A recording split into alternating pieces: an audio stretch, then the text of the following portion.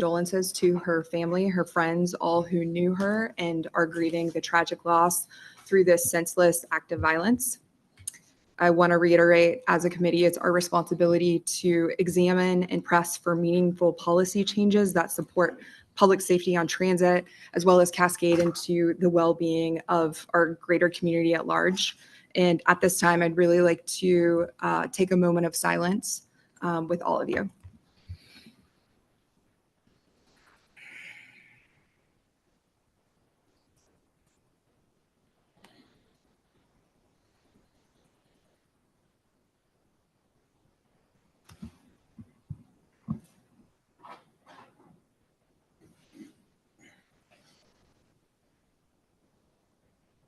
Thank you. So tonight, in order to devote our full attention to this issue, safety and security will be our only agenda item today. The previous agenda outlays the FAIR study that has been deferred to a future meeting. So at this time, I want to open it up with topics of concern or question for our committee member forum at the end of this meeting. So this is really a place when members can share service issues, concerns, or raise topics for future agendas. We just want to ensure that all issues are addressed, and we'll tack it on to the end if there are any topics. Does anyone have anything? So I would like to raise a topic for the end, and that is mostly speaking about the MOU and the previous special meeting that occurred on July 30th with Ms. Prusetti here tonight. So just talking more about the appointment process for the board members of the future Metropolitan Public Transportation Authority. Any other topics to add? Barry Green Jr., Mecklenburg County. From a security perspective, I've been on a few buses where they aren't announcing the next stop, and I think that's imperative for wayfinding, and just wanted to bring that up as an issue. Okay, we will place both of those topics at the end of this meeting to make sure we have time to move through them. So I hope everyone had the opportunity to review our July 9th meeting summary. With that, I'd like a motion to approve the July 9th meeting summary. I'll make a motion to approve the July 9th meeting summary. Motion made by Nick Gallo, Town of Pineville. I'll second. Okay, second made by Juan Contreras Juarez, Metropolitan Transit Commission. All in favor, please raise your hands. No remote participants. No nays. Okay, we'll move on to public comment. We have a couple of speakers this evening. When I call your name, please head to the podium. You'll have 3 minutes to speak. When you hear the timer, please conclude your comments. So first we have Kevin Morrow.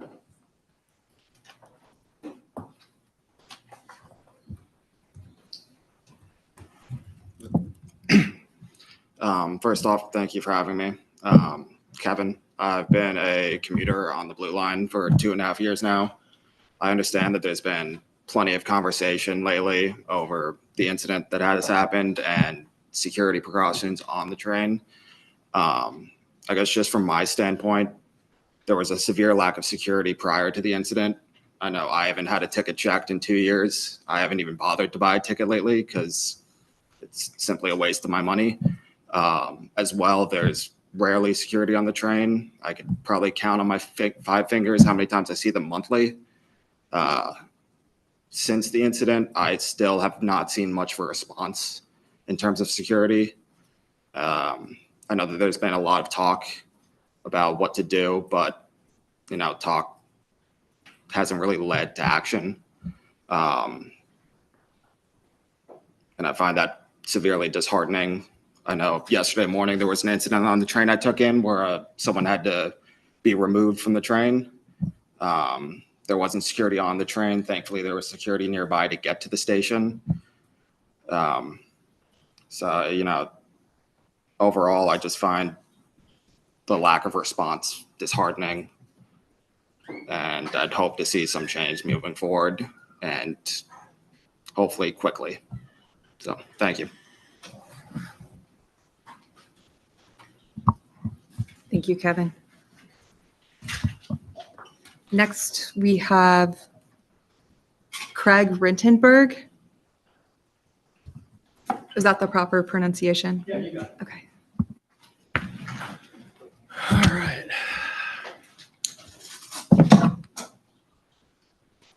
Okay. Hi, as she said, my name is Craig Rentenberg. I actually work for a bank and deal with risk and risk mitigation.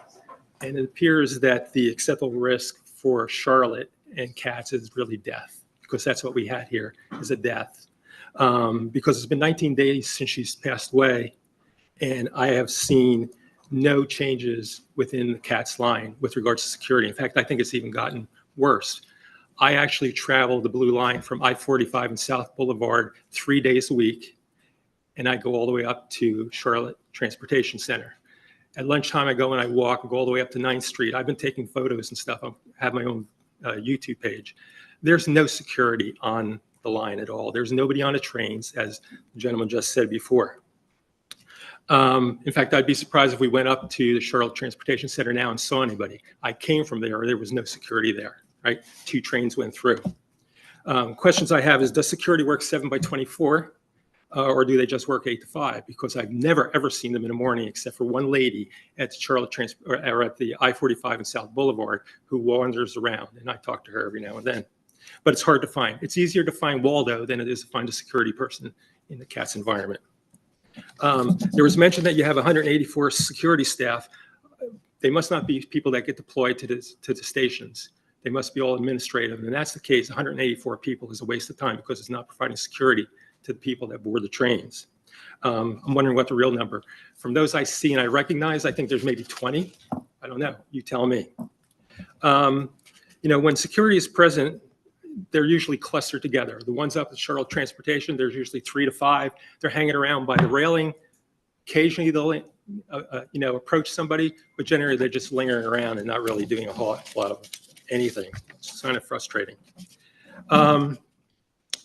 I also heard from CATS official, I think it was Lee Ratliff, who said there's nothing they could have done to prevent the killing. Well, maybe there was nothing they could have done on the train when it actually happened. But if there was somebody on a platform or in the train, chances are he would not have got on the train, right? Because I've ridden the train where there were security people on a train. I see people get on a train, they recognize the chartreuse suits, they turn around and get right off. So that is a mitigation, right? Just by seeing them. But that doesn't happen very often. And I think if there was somebody there, this incident may have never happened. But, you know, riding the train for 5 years, you see a lot of things. You see people who are homeless and have mental incapacities. And, well, I got pictures if anybody wants to see them. So the other thing, as the other gentleman said, let's talk about ticketing. So I said, over 5 years, I've been riding the light rail. I've been checked maybe 20 times. That's 1,500 trips, one-way trips that I've taken over those 5 years, right? Okay, Thank you, Mr. Rittenberg. unless you want to let me go. It's up to you. No, that's Okay. time. Thank you. Thanks.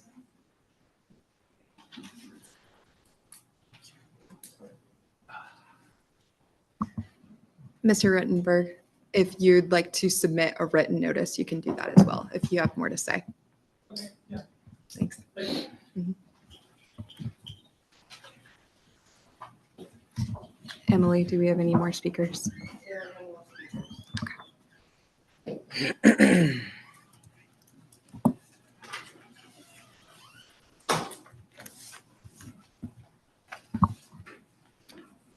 We'll move on to the next item in our agenda, MTC updates. My written report is included in your packet. For the watching public, the report will be posted along with the remainder of all of our meeting materials by the end of the week on the CATS website. At this time, are there any questions or comments on that report?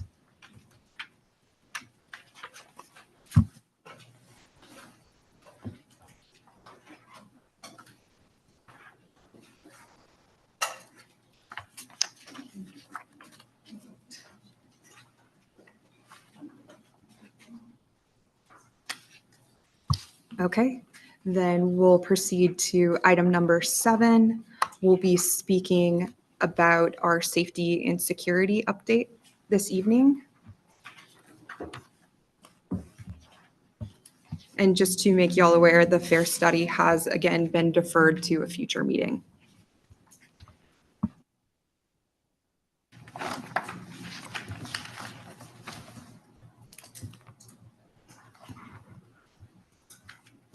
All right. Good afternoon, members of PTAC. Next slide, please. Again, I'm Brent Cagle, interim CEO of CATS. Today, we want to talk through the CATS system overview, security program overview, our CATS security strategy, and some of the key takeaways. We'll also provide some information at the end on some of the changes that we are currently making. But we wanted to start out with some of the things that we've already been building on. So first of all, as you all may know, Eric Osnes is our Chief Safety and Security Officer. Eric has been with CATS for approximately 5 months. Yes, he joined us from New York MTA. He also has a background with the FBI, but extensive experience with transit and with safety and security. So when we added the chief executive position, or the Chief Safety and Security Officer, we really started taking a look at what we could do to increase not only our deployed staff, but also the importance and the thinking around safety and security at CATS. We acknowledged that we needed to elevate that position to an executive level position. We created and then went through an extensive search and brought Eric here to Charlotte. As we've mentioned before, back in 2023, we went through a security contractor process. That really, over 2023 to 2024, led us to consolidating under one provider our entire security contract under Professional Security Services, or PSS. I will also mention that at the same time as doing that, we significantly contractor in 2023 to a total of contracted expenses allowable today are $18.4 million, where we are today. And what does that do from a staffing standpoint? It moves the contract from an approved 110 approximately security personnel up to the 218 that we have today. We'll talk a little bit about the vacancies. Eric will talk a little bit more about that, and I'll talk about it in the takeaways. But that was really the approach that we saw under the security contract. The last thing I'll say about the security contract is you'll hear security contracts sometimes referred to as company security, or a company police approach, or a contracted security approach. And what we also tried to do with PSS, they are a local company owned and operated by former CMPD officers. What we really tried to do is move away from that company security where they were posted at certain locations, less mobile. And what we've really started to do with PSS is think about how While they are contracted, they are our partners, and they're really trying to deploy and have been deploying a transit police model, similar to what you would see if we had a dedicated transit police department. That is a meaningful change, and PSS has been making that change since we consolidated that contract on December 14th, 2024. We've also been evaluating our cameras. We have an extensive camera network, but some of those cameras, while they were operable, they're aging. So we have been upgrading those cameras with higher quality cameras and cameras that give us better visibility. They can pan and zoom and those kinds of things. And we've been looking at, are there areas where we need more cameras, and if so, adding additional cameras throughout the system, as well as access control upgrades. You're all aware of the transit center, the CTC process that we're going through to refresh the CTC. It desperately needs it. That process has already begun. Step one in that process, as you all are aware, is winding down and closing out the food and beverage concessionaires. That is underway. I believe there's one or possibly two food and beverage vendors left. They will be closing and ceasing operations in October. That also then at the same time gives us the ability to enhance security throughout the transit center by designating it as a designated fare zone. The last thing I'll say on the transit center is we always think about the CTC, but it's important to remember we have 4 transit centers: Rosa Parks, Eastland, South Park, and CTC. And so the other 3 are just as important as CTC. They might not be as big or as known, but they are important. And so all of the transit, the CTC as well as the other 3 transit centers are all either underway for renovations and upgrades or will be experience upgrades and refreshes, as well as the CTC. We've invested and provided de-escalation training for CAT staff. As you're all aware, we've gone through many FTA audits over the last 3 years. We've addressed findings through those audits, and recently, in the last 3 months, we asked TSA to come out and work with us to do a threat vulnerability assessment, or a TVA. So we have the results of that TVA, and Eric and Ebony and the rest of the safety and security team are working through those recommendations as we continue to move forward. Next slide, please. The next thing I want to sort of set the table here is really reminding folks of sort of the size of the system. We have a service area of 675 square miles. It is the county. Just under 15 million riders, 3,000 bus stops, 43 rail stations, 4 transit centers, 28 park and rides, more than 200 buses to serve our 67 bus routes daily, 48 train cars across 2 services, and 85 paratransit vehicles serving the clients, and 4 operating facilities: South Tryon, North Davidson, the VMF on South Boulevard, and the rail facility out on Brevard.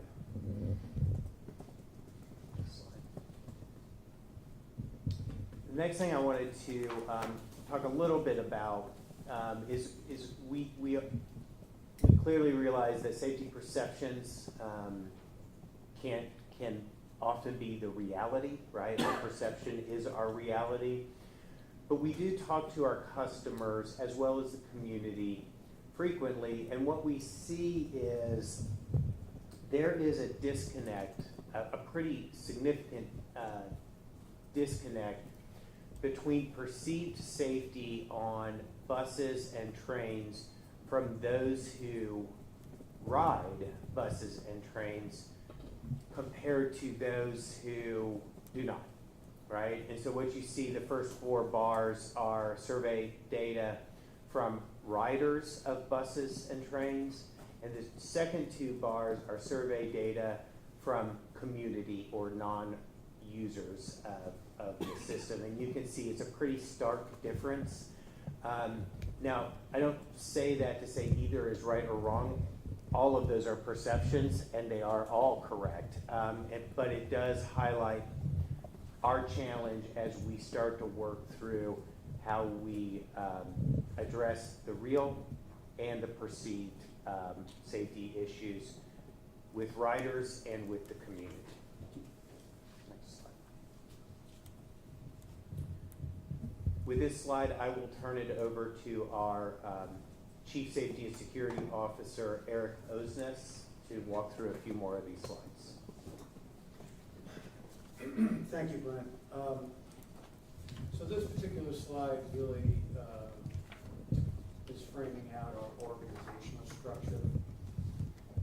I'd like to talk a little bit about my perception of CATS as I was being recruited by the executive team here. And one of the reasons why I'm sitting in this seat is that I felt that the executive team here is truly committed to the function of safety and security, which is, again, the reason why I'm here.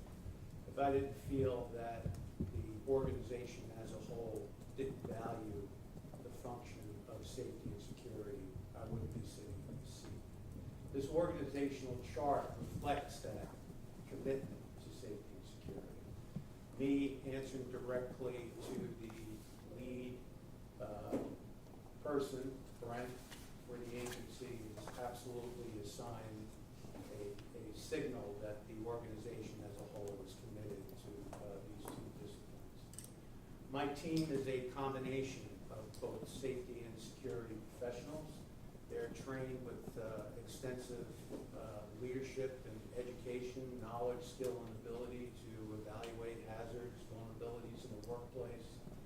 And with those in-house, with the in-house talent that I have to my availability, I also have 2 CMPD officers that serve as a liaison between CATS, my team, and the assets to CMPD. There's consistent communication that goes on between these 2 liaisons, between the needs of the organization and the assets, skills, the analysis that's provided by CMPD. Next slide. So a couple of key elements: security management. We have a combination of physical security, typical enforcement as I described, plus a pretty extensive systems security, electronic security, where we're able to really view both in car, outside the car, throughout the entire alignment. We have a operations center where all those feeds are coming into, that gives us the ability to really look at what's happening on the system real time. Threat and vulnerability resolutions. Not only are we working within our own staff, but as Brent described, the TDRA with Transportation Security Administration just recently finished an analysis of a representative portion of our system to give us some indication as to how to improve upon the security posture within those areas that they looked at. I can't speak to it directly because it is an SSI, secret sensitive security information document, but I can assure you that we're working together as a team to go through those resolutions and execute and implement and deploy those resolutions. Quick question, Mr. Osnes. Yes. So you mentioned that the information is rather sensitive, but could you provide insight on the size of the represented equipment? Is that 10%, 15% of what was evaluated? I can tell you that they evaluated probably a third of the system. It was part of analysis that they looked at related to systems. They looked at the infrastructure. They also looked at our number of security professionals that were assigned to the area. So they gave us a pretty good composite of the major elements that you would look at for TDRA.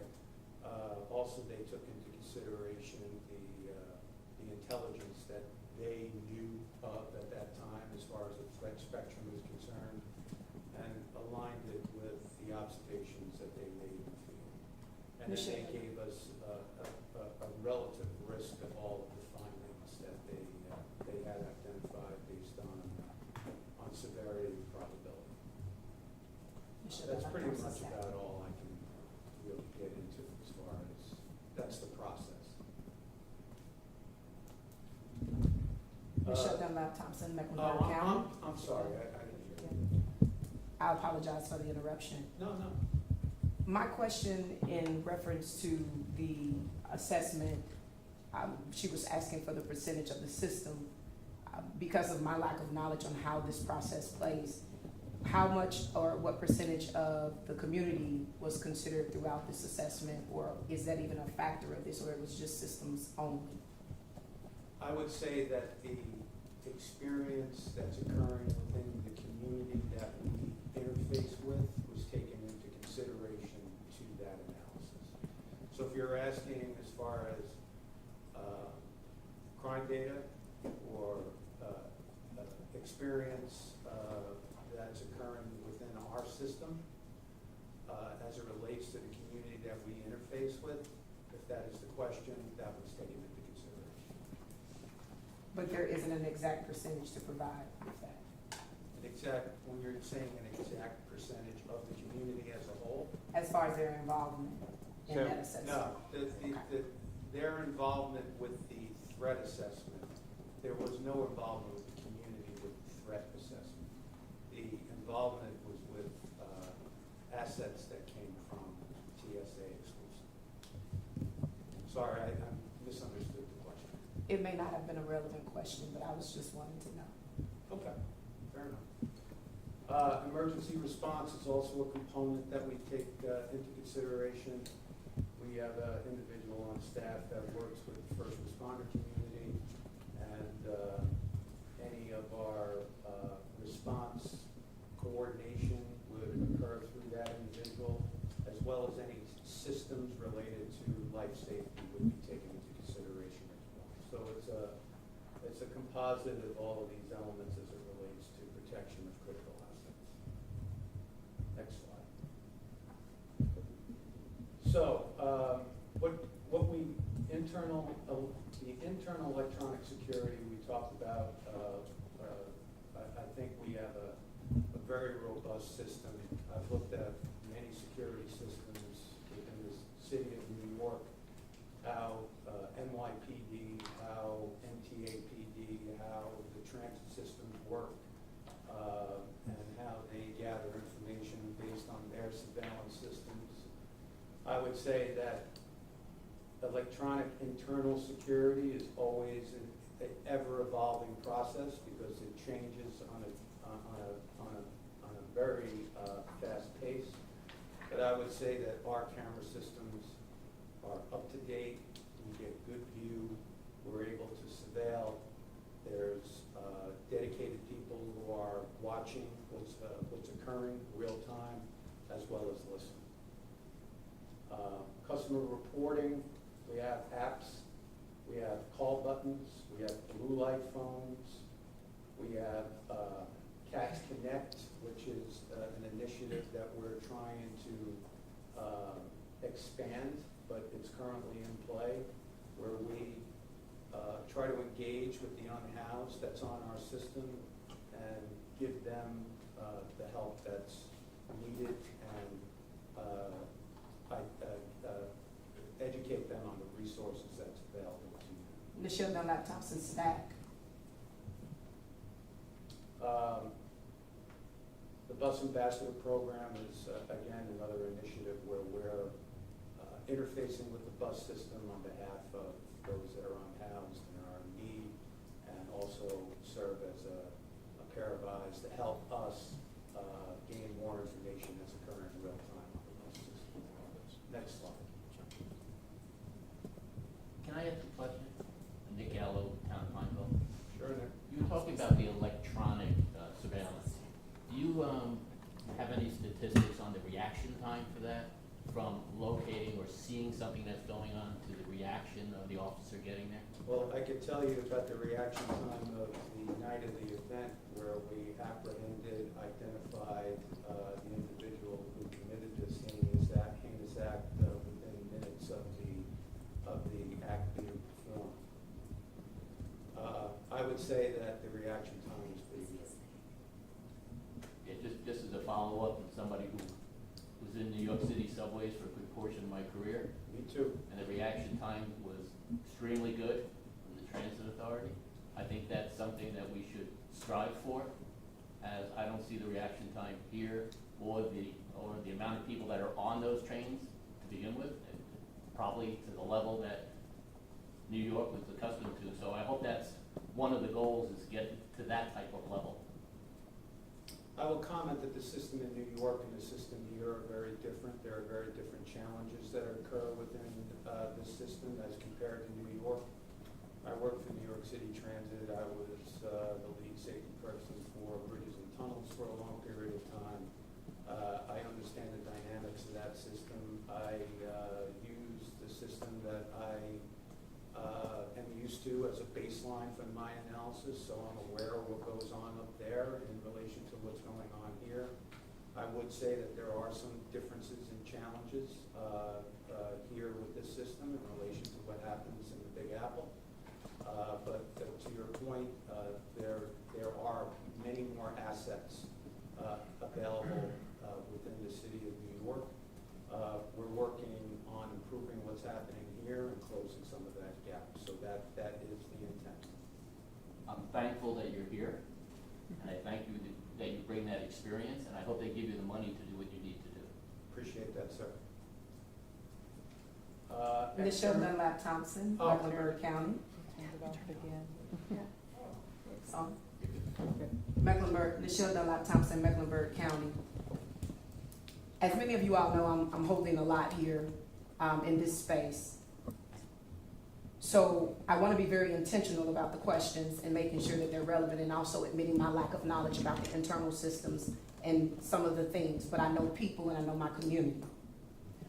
A couple of years ago, when we were having this conversation around Ethan Rivera, there was an inquiry raised from myself and the community about the call button on the buses, whether it goes directly to BOC or if it can go directly to CMPD. What has been done around that particular inquiry, that question, that concern? Has there been any conversation since? Have you all looked into potentially implementing something of the sort? Or am I way off and just uninformed? I don't know if I could comment. I don't have the institutional knowledge to comment on the conversation that occurred prior to my arrival here in CAPS. So I don't have a baseline of discussion to give you directly. I can tell you that the call button does go directly to the BOC. The BOC then interfaces with the CMPD. The driver is capable of communicating hazards and any distress that individual is receiving at that point in time. So to what I know about the system, there is direct interface between the driver, conditions that are occurring on the bus, and how that gets communicated to the operations center. Do you feel satisfied with that? I feel satisfied that there's a level of communication, and from what I've observed so far, there seems to be good interface with the CMPD, who show up as the first responders based on the information that's being conveyed at the time. Thank you. I have a question, may I? Thank you, sir. Question regarding the previous slide. Please announce yourself. Oh, sorry, Betsy Bird, Town of Matthews. Question on the previous slide, thank you for going back. So on the customer reporting systems, we've got a great list of tools provided. The passenger call buttons on the train, those are visible, everybody knows what they are. The blue light emergency phones, we're familiar with that, we know what they are.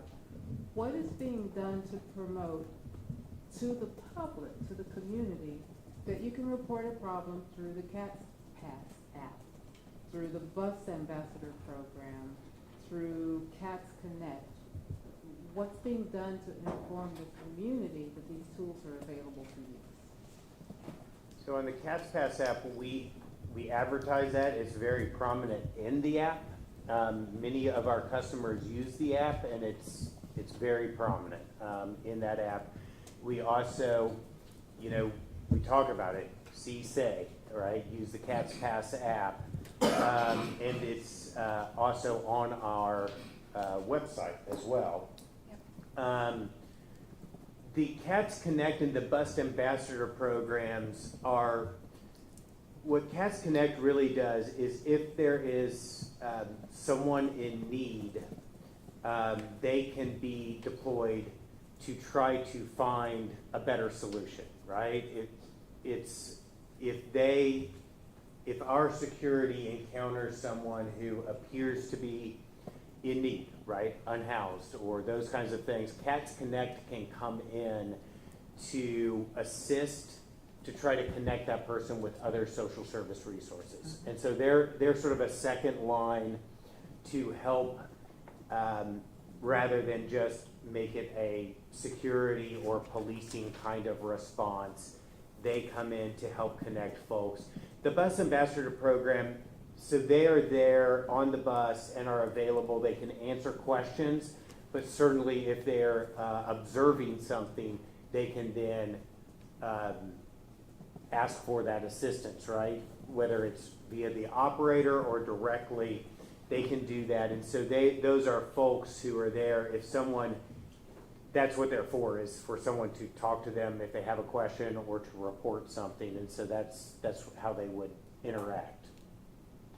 Follow-up question, and that is, considering this very sensitive time, could we advise that these two modes, especially the report a problem feature in the CATS Pass app and the CATS Connect, be better positioned within the web presence so you don't have to scroll through and find where to report a problem? Sure. Yeah, we can look at that. Like I said, we'll look at the app itself. It's pretty prominent on the front page of the app, but we can look at that and see if we can make it more visible, and then we can look at where it's discussed or identified on the website as a resource for passengers. We can do that, and CATS Connect as well. Nichelle Dunlap Thompson, Mecklenburg County. I'm sorry, I didn't see that. You, to my colleague. Thank you very much. Robert Hillman, City of Charlotte. Also a longtime resident of New York City. New York City clearly has problems with homelessness, and Charlotte has problems with homelessness and mental illness. I guess when life is lost in New York City or in any transit system, how does the system adapt to mitigate or minimize the occurrence of such incidents? So when somebody's pushed off into the tracks in New York. Yeah, it's a What changes? it's a difficult problem in New York. It's a difficult problem here. It's about working together as a community, taking into consideration. And if we go to the next slide, I can knock off a couple of the points already. We talk about external issues with severity of incidents with mental health, and how do we contend with a societal issue, right? What occurs within the society of the transit community, and I think coming from New York, you would agree with this, is also, it's a microcosm of what's happening out in society as a whole. So what's happening here is what we're experiencing with mental health, what we're experiencing with unhoused, what we're experiencing with drug addiction. It's really about the stigmatization of mental health issues, and how do we try to engage with people? How do we try to provide them with a level of health, with a level of services that they can improve upon their health? We don't look at mental health as any other communicable disease here in the United States. And I think we suffer from that perspective. We try to work so that there's a balanced approach to security. We're dealing with systems-related security, we're dealing with physical security, but also the behavioral aspect of security needs to be taken into consideration, where we can draw upon the expertise of behavioral specialists to serve in the capacity of a more balanced security program, a more balanced security system. I talked about in public during the CC meeting last week, where I took lessons from what I was working with the public health community in the city of New York, where I worked with some of the lead behavioral specialists in Columbia University on behalf of suicide prevention. You know, one take-home message I got from that is when you're dealing with hopelessness and you're dealing with impulsivity, a life gets lost. And what I tried to convey in my prior conversations was that this also occurs with those that want to do harm to others. It's about a combination of hopelessness and impulsivity, where we need to somehow engage with the community that really specializes in that, and engage with the community that can provide feedback, analysis, so that we can really try to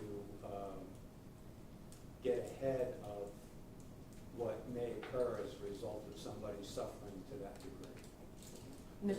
So follow, is that a budget, when you say you're trying, is that a budgetary thing? I think What's the roadmap to getting there? Look, I would say I'm here, I'm brand new, I've been here for 5 months. I think a lot of the initiatives are being put in play. It's about being able to augment those initiatives with the right skill set and the proper skill set. So I guess to sort of skip a little bit to the end, don't change the slides. Well, no, I mean, I think some of the questions you're asking is, you know, how can we solve for some of the areas that really fall under social services, right? And the answer to that is we need collaboration, right? We are not, as a transit agency, we're not equipped to deal with social issues, right? As a city, you know, we have to have collaboration. And so we can talk a little bit more about that, but I think the simple answer is there are things we can do, Cats Connect and other things that help connect people, but the real answer is we can't do it alone. We never could. We never will be able to. And so it's really going to be about partnerships that we have and new partnerships and strengthening those partnerships, whether it be with the county, with nonprofits, with folks like Center City Partners, right? The business community as well. And so those partnerships exist, but we will continue to strengthen them as we move forward.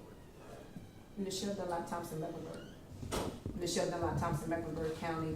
I'm just curious, is there a centralized location where someone can go to see whom all the community partners are? Because folks are doing the work that, as far as the Cats Connect program, connecting unhoused persons, who are they connecting with, what's that bridge, and who's on it? Yeah, so Ebony maybe can speak to that a little bit, in that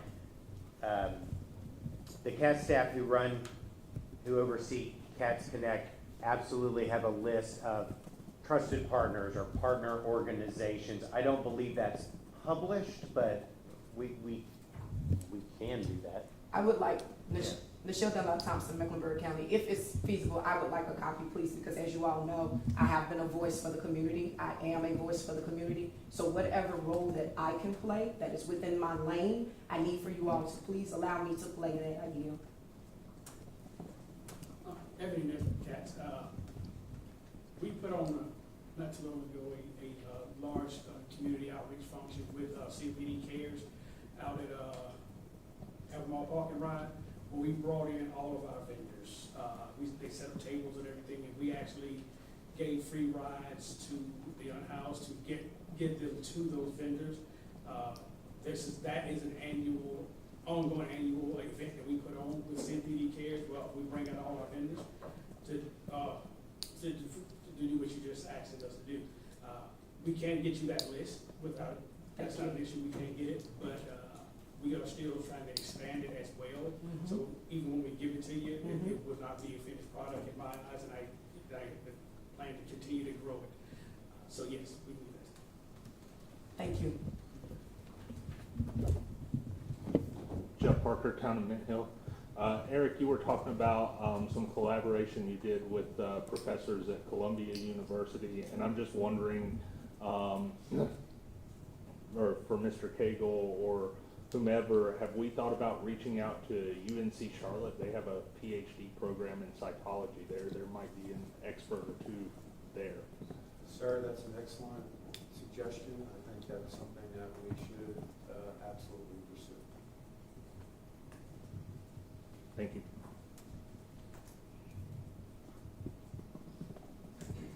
Okay, sorry, I thought there was another question.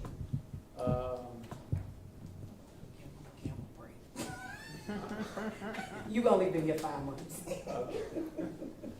All right.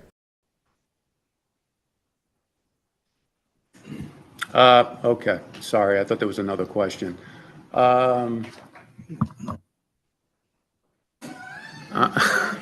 You've only been here 5 months. Okay. All right. I think we talked about, so as far as internal, what's happening internally,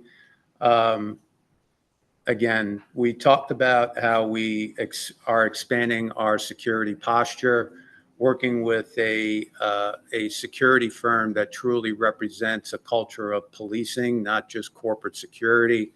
It's a big shift that's has occurred within the organization, having assets like that in play with an understanding of how to police versus just how to secure a structure. Fare evasion and system integrity, another area that's within our control. We recognize that it's an area that needs to be improved upon. I talked about some strategic ways that we may want to engage in relation to how we're currently doing it. Having dedicated fare evasion, having it serve more as an administrative function versus having it tied to a security system or security staff is one way that I believe that we may be able to improve upon the whole fare collection and fare validation process, and making sure that we're taking a look at our facilities so that there's a state of good repair. Yes, ma'am. Tanya Jameson, City of Charlotte. Going back to your staffing, can you just walk us through the relationship between your team and then the security officers? Like I know I watch a lot of TV shows. So is it like they come in the morning and they report to you guys? Like, how exactly does it work? So I'm going to let Ebony. Ebony is really our conduit to our security firm. The communications that go on between him and his team are really within his realm of responsibility, and I'd like to hand that over to Ebony. Ebony Nesbitt. So with the change that Mr. Cagle spoke of, switching over from a corporate security model to a law enforcement policing agency model. With that being said, if you consider CMPD, their minds, their thoughts. Central Division officers, they come in and they go to Central Division team office. They have a briefing and then they deploy from within Central Division. Same thing in North Tryon Division. The same thing within Hickory Grove Division. So CATS is made up of 3 divisions. We have a north, south, and central. So the officers that work in North Division, they go to our facilities up on the north end of the city.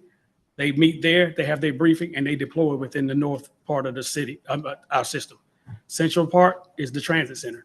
They come into the transit center, they have their daily briefing, and then they deploy out in the central division. And then the southern division, they deploy from 485 station. They come in, they have their briefing there, and they deploy out through the station. Do they debrief with somebody from your team, or is that somebody from their team that? With them, I speak with them, not to exaggerate, about 12 times a day. So, what exactly do y'all do? Like, are you like the managers then? So, yes, I am the security contract, I'm the security manager for CATS. So, CATS is, when it's security, you gotta think two sides of security. There's a system security and there's a physical security. System security is just what is systems, camera system, access control, keys, locks. That's systems that we have in place to protect and secure our agency, right? Physical security, boots on the ground, security personnel, police officers that are working out in the field to secure our agency, all right? All of that falls under transit security. All right? Barry Green Jr., Mecklenburg County. As far as our physical security, we have 43 rail stations. How many physical security officers do we have? So we deploy our security personnel in a random patrol area. Just like we mentioned, we don't do a stagnant stand in one spot post. Doing so, we patrol the entire system. So our entire complement of officers are patrolling our entire system.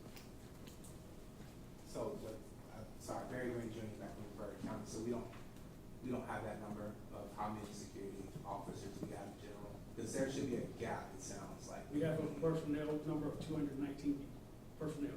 219 is our number. We are probably about. Through the contract. That's Through the contract. right. The contract slots on the contract is 219. So that personnel once. I'm gonna get ahead of myself. Probably get ahead of one of you guys here. Once that's completely staffed, you have a complement of 219 people moving throughout our system. Yeah, we're not, we don't want to give the position of giving numbers per station. We don't want to give up deployment strategies. These are numbers that we don't want to give out in public. The total complement of the contract is 219. That's what we're striving to achieve. Just one last thing. I'm not trying to necessarily give anything away, but my question, my concern mostly is, if we're saying there's a gap in our variation, if we're saying that we need to make up for something, there should be a percentage that we know, but. So today, there's 219 approved in the contract, and there are 186 filled. Now that field number changes all the time. In fact, there are new recruits going through their training as we speak. Go ahead. Like Ms. Cagle said, we actually had a training class today that went on at one of our facilities of new hire recruits that will be deployed to fill in some of those gaps of the 30-some odd vacancies that we have. 33 vacancies that we have.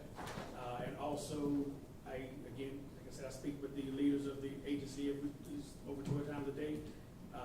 They also had a new hire class that started today as well. So in addition to the training that was done today, they also had a new hire class that started today that also is just starting their training. Michelle Dunlap Thompson, Mecklenburg County.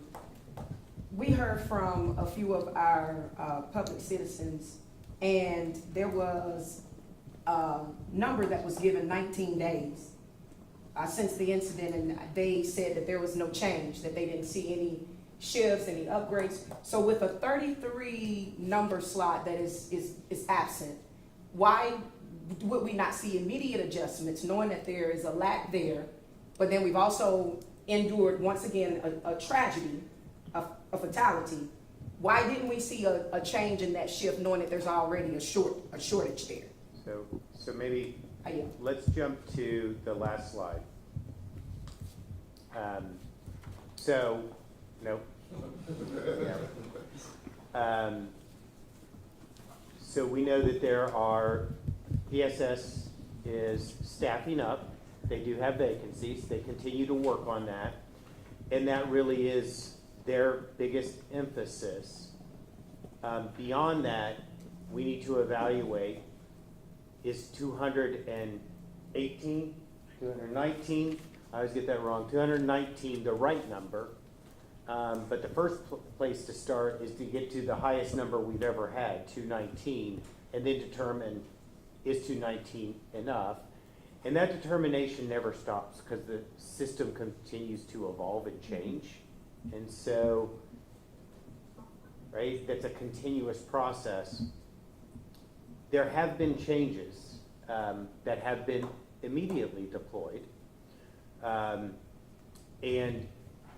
again, the security forces, it's not possible to have a security guard on every vehicle, every day, every hour, all the time.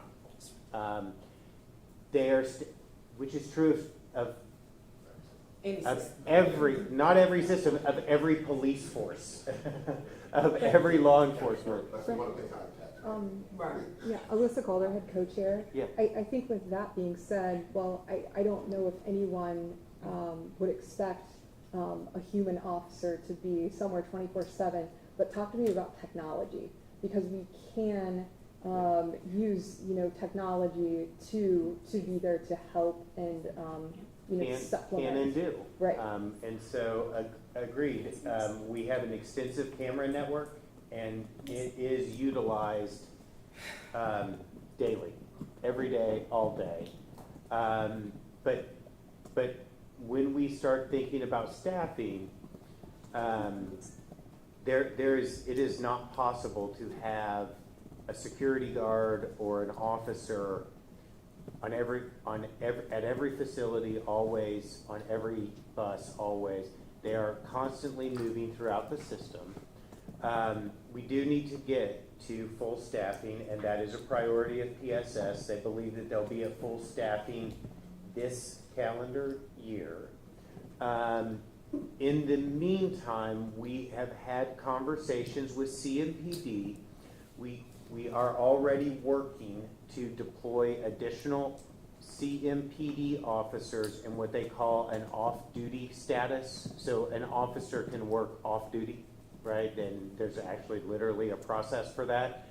So we have been spending the last week or so working with CMPD to engage in that process to bring on board additional off-duty officer assignments while PSS continues to staff up. Now, as PSS staffs up, it's not a one-for-one. They'll continue adding officers, but that doesn't mean that we'll pull down CMPD, because as I said, once we get to 219, we may need more. And so that will continue to assist us and create a larger visible presence inside of the system, throughout the system, bus and rail. We've also been looking at quickly, but again, have to get the resources, not the money, the equipment. We will be deploying a bike unit throughout using the rail trail so that they're more mobile, so that they can respond quicker. That's specific to the Blue Line, especially in certain areas where reaching some of the platforms is much easier via the rail trail and bike than it is by car. As well as they're called urban terrain vehicles, or UTVs. They're small, kind of four-wheel, kind of, I don't know how to describe them. Golf carts. Yeah, that they deploy on. They're not golf carts, but they're kind of like golf carts. Yeah, and so, but again, that's all to assist with deployment as personnel are able to more quickly move throughout the system. When we think about fare collection and how we reduce fare dodging, right? Fare evasion. Part of that, the first part of that is really around fare policy and the technologies for how we accept fares and the level of fares that are charged and all of those things. So as we think about moving forward on fare collection, reducing fare evasion, the first part is fare policy. I think we talked about tonight where we've been conducting a fare study and are ready to start talking to this group in the MTC. Obviously, this was the more important conversation today, but we want to talk through that. Fare technology, one key on fare technology is a ticket validator. Other systems, so let me back up. Our Blue Line, our rail system is an open system. It was built that way, it was designed that way, it is that way. And so when we think about New York City or Washington, D.C., those are closed systems. They were built, they were designed and built that way. New York City and Washington, D.C. and other cities with closed systems struggle with the same things we do. It does not mean that there is no fare evasion in a closed system, but how you deal with fare evasion and other things changes with an open system. And our system is open. It was built that way. It will remain that way. We can look at what those solutions would be if we were to have a conversation about a closed system. To my knowledge, St. Louis is the only city that has actually tried to convert an open system to a closed system. And even that has been difficult for them, right, in St. Louis. So when we think about it, we think about the technology, cameras, how can we use AI, to identify folks that maybe aren't paying. There are systems like that. There are also issues with AI that have to be thought about. Ticket validators are a key. So what a ticket validator does is when you buy a ticket, whether it's on your phone or paper, you then have to scan that ticket at a validator and that activates it, right? We don't, for whatever reason, it was decided or we did not put ticket validators as a standard in our system, and the system does not have them. What the ticket validator does is really two things. It gives security who are on the platform knowledge if someone doesn't pay. Because today, if you've bought your ticket on your phone before you left your house and you walk right onto the Blue Line, security doesn't know if you paid or if you bought your ticket on your phone and walked to the Blue Line. That is really sort of it's a catch-22. As the phone became more prevalent and ticket vending machines less prevalent, security lost the ability to tell who was paying. Because before, when security would watch someone come to the platform, they'd stop and buy a ticket. And if you didn't have a ticket, right?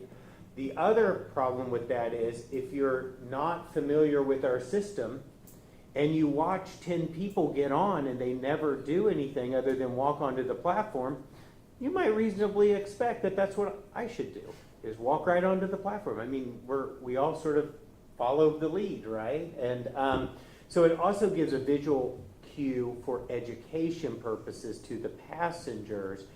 But when a ticket is validated, it's now active. Once you're on the vehicle, you can't validate that ticket, right? And that gives fare enforcement the ability to come through and determine who has and hasn't paid and address that. And so that's the last piece of fare collection is people, right? Boots on the ground people going through the vehicles, going through the platforms, checking tickets. And as Eric said, that has traditionally from CATS been sort of one of those additional duties that goes along with security, with our security contractor. What we're seeing with other agencies, and we intend to deploy this way, is decoupling security function from ticket checking, right? Two different units, two different groups of people, so that the folks checking tickets can be moving throughout the system, and if they need assistance from security, they can then request that, right? They can ask for that assistance in a variety of ways. But it's decoupling that and making them more mobile throughout the system. And again, many transit agencies have started to see success with that strategy. But that's how we start thinking about fare enforcement and fare evasion. But really, when I think about fare evasion, I think about it as how do we collect fares? How do we make sure people using transit buy a ticket? Because it's not free. The fourth point here is investing in infrastructure. And we've talked about this before, CTC, lighting at throughout our facilities, all of these things. I'll use CTC as an example. The CTC was built 30 years ago. The thinking around security-based design 35 years ago was probably a little different. Charlotte was different, so the thinking around that design was different. And so as we think about new facilities or upgrading facilities, Eric and Ebony's team are right there with the engineering group to say, hey, here are some things that we need to address or we need to do to make it more effective as we're trying to create a more secure environment throughout the entire system. And then the last thing, and I said this before, but I'll say it again because it bears repeating, external issues outside of CATS, of control of CATS, will continue to present challenges. I said it sort of the straightforward way before. We can't do it alone. There are going to be folks that need help that isn't a traditional purely security response. And we need help with that, and that is really where our partners come in. Tommy Jameson, City of Charlotte. Can you connect the dot for me between the fare evasion and the security conversation?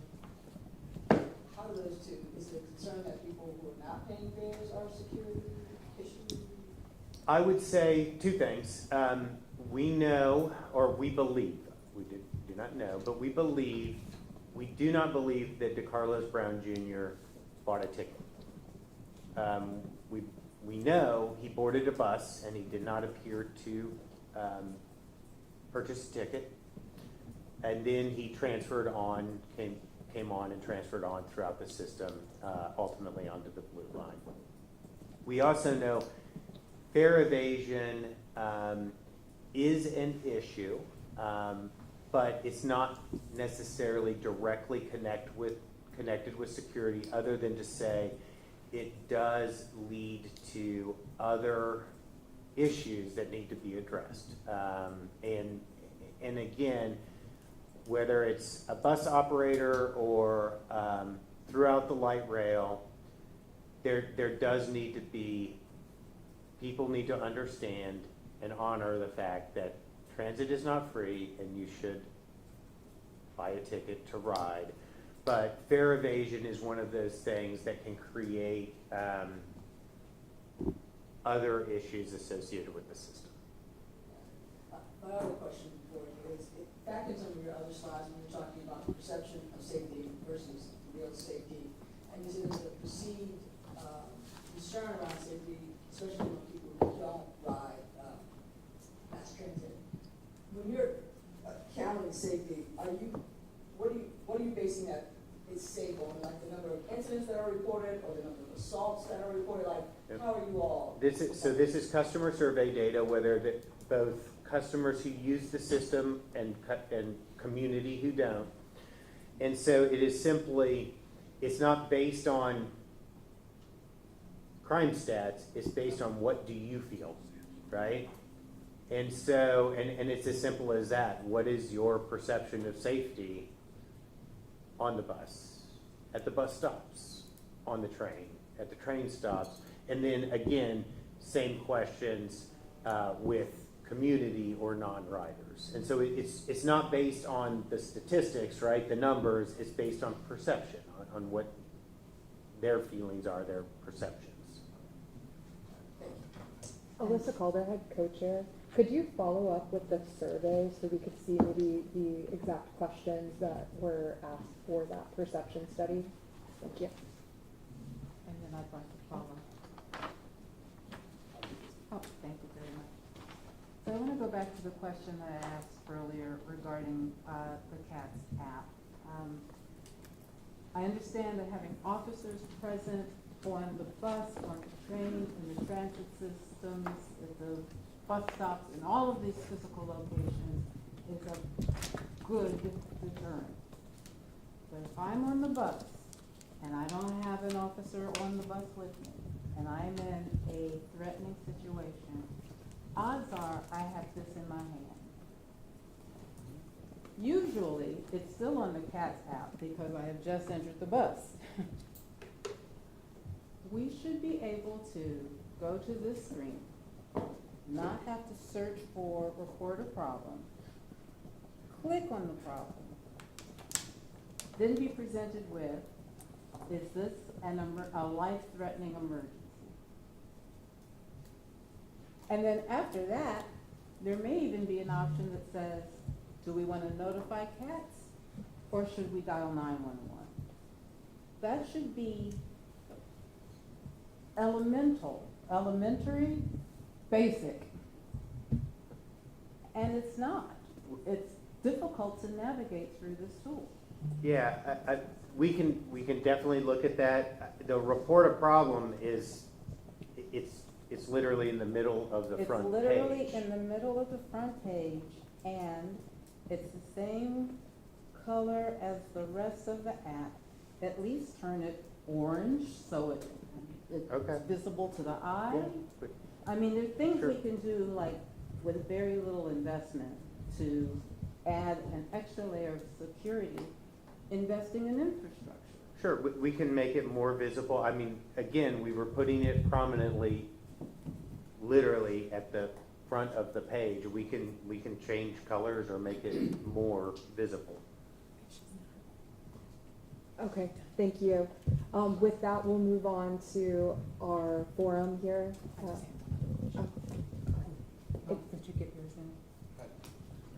If you want me to read it. Yeah, I just, Barry Green Jr., Mecklenburg County, I don't think we get enough time as members of the DTAC to share our personal experiences with bus riders. So I want to take this time to do this.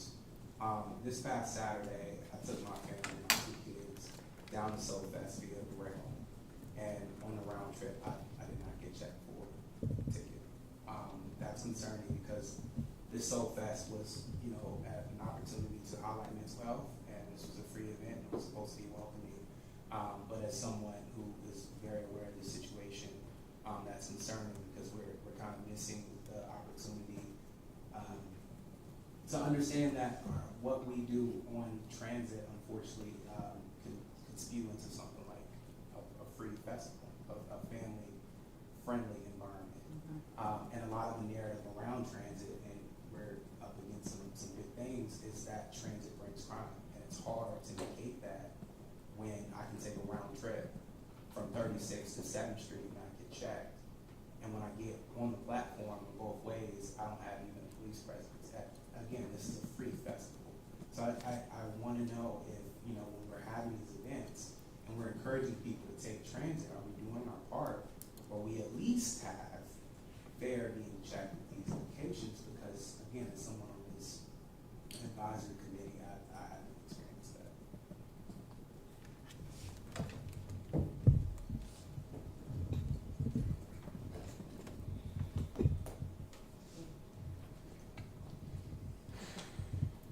Barry Green Jr., was that your forum comment? Oh, for the, Yeah.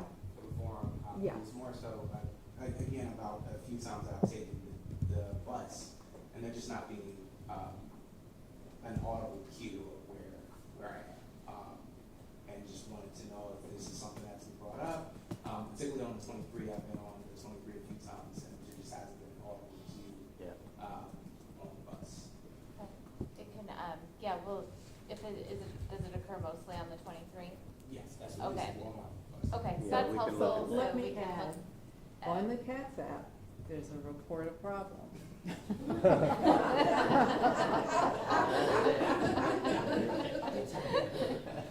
Thank you for helping me. That's helpful because it triggers by the system. If I know what route it is, we can kind of dig in to see whether there's just something from a programming standpoint that's not triggering the announcements. I'm sorry, Michelle Dunlap Thompson, Mecklenburg County. I tried to just remain quiet. I'm doing the best I can here. My question to you though, Eric, is I know you've been here 5 months. So with all of the conversation, with the public comments from our citizens who actually have hands-on experience with the rides, with the systems, have you had a conversation directly with the community and the community since you've been here? Are you? The short answer to that is no. I want to help you to improve that. I'll be in touch. I yield.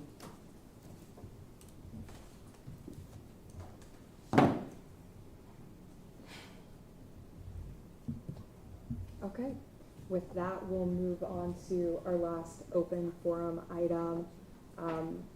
It refers to our MTC special meeting with the MOU, as well as the changes with the upcoming authority that needs to be in place come January 2026, and is triggered by the referendum, the sales tax referendum passing potentially in November. So I'd love to hear more about that and how it pertains specifically to this advisory committee and maybe some of the knowns and the unknowns that we can expect to see developed alongside everything else that's happening. Yeah, so obviously, so on November 4th, if the transit tax passes, a transit authority will be created to oversee transit in Mecklenburg County. So the MOU that has recently been approved by all of the towns and the county inside of Mecklenburg County, what it does is doesn't change state law. What it really does is establish a timeline by which each of those bodies will make their appointment or appointments to the new transit authority, assuming this passes on November 4th. And it does that for one reason. State law requires that if this passes November 4th, that the new transit authority provide to the General Assembly by January 1st of 2026 the results of 5 studies, or maybe it could be called one study with 5 areas, either way, and that is due by January 1st, 2026. And so the MOU sort of establishes the calendar by which all of the appointing bodies will make their appointments so that ultimately the transit authority can be created and at least have a meeting in December of 2025 so that they can convey, according to state law, these study areas, these 5 study areas, by January 1st, 2026. And that's really what it's doing. And so it's sort of, it's a timing, right? It's working out the timing, because the only way to meet state law is to have that authority body created and able to convey to the General Assembly these studies. So they have to be created to convey, and that has to be done in December so that the studies can be sent to the General Assembly on January 1st. And that's really what the MOU is doing, is giving everybody a calendar, if you will, for making their appointments. Yeah. Oh, I apologize. The MOU does do two more things. One, it says that the Mecklenburg County and the City of Charlotte will appoint at least one of their appointments will also be someone who is a regular user of transit, right? One each for each of those, at least, not at most, at least. And then it states that this body, the PTAC, will continue to exist as the authority, as part of the authority structure, right? And so it preserves PTAC for the authority or into the authority should this pass on November 4th. Yeah. And so what it's really saying is, because it is standard, it is best practice to have a citizen advisory group just like this one for all transit agencies. So what it's really saying is PTAC isn't going to dissolve and then be recreated. PTAC will carry forward into the new governance.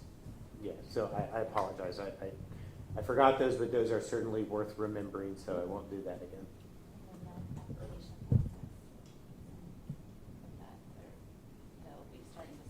Yeah, so again, looking at the MOU, it lays out that timeline, but it gives the timeline for when the application process will open and close.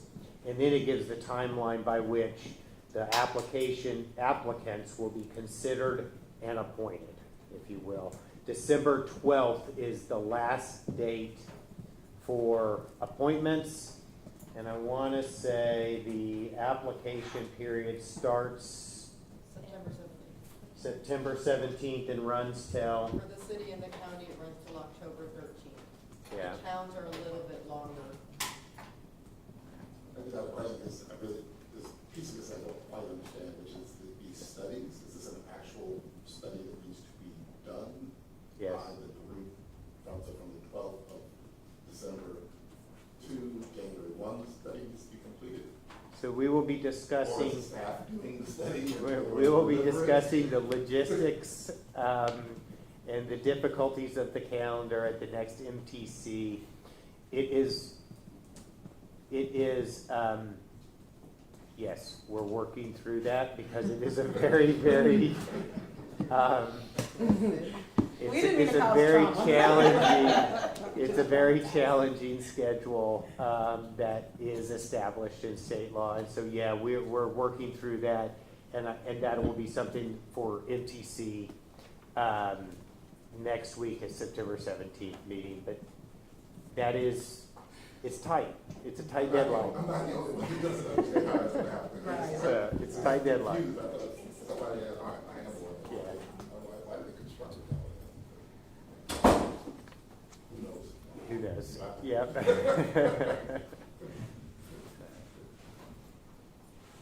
Okay, if there are no other questions, and with no more business on the agenda, can I please have a motion to adjourn? So, motion to adjourn. Robert Goldman, City of Charlotte. Is there a second? Second time. Second time, James, Charlotte. Okay, all in favor? Aye. Any nays? All right, the meeting is adjourned at 5:27. Thank you. I wanted to say that.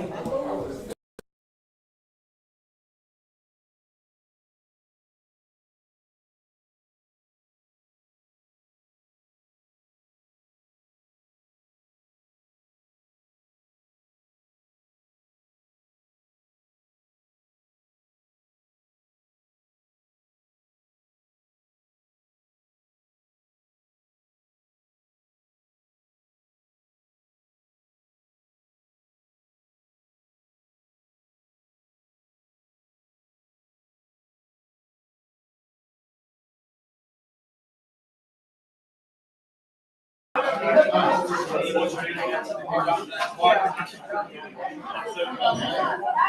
you.